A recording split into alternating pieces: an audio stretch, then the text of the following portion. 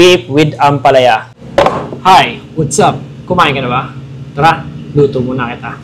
Beef tenderloin. Dark soy sauce, light soy sauce, cornstarch, oil. Mix lang natin ito mga boss. Ganyan lang pag-mix mga boss. Cover lang natin at marinate lang natin.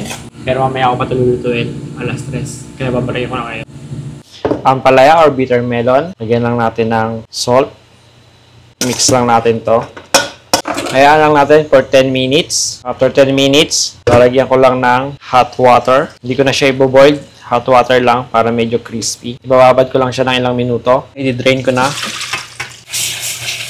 So, gawa naman tayo ng sauce. Oyster sauce, dark soy sauce, light soy sauce, black pepper, sugar.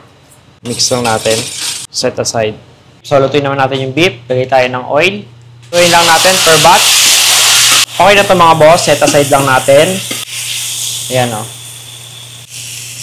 Same walk. Lagyan tayo ng oil, garlic, ginger. Lagay din ako ng onion. Optional lang yan. Mix lang natin to.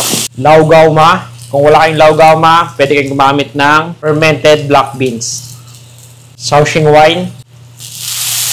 Mix lang natin to. Bitter melon or ampalaya.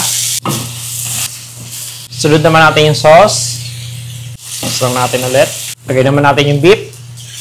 So, i-mix lang natin. Okay na to. Lagay natin sa pan. Kung gusto mo nga pala ng magandang video, paki-like and share. Paki-comment mo na nga rin pala kung taga saan ka at kung ano yung barko mo para naman mabati kita. Beef with bitter melon or beef with ampalaya.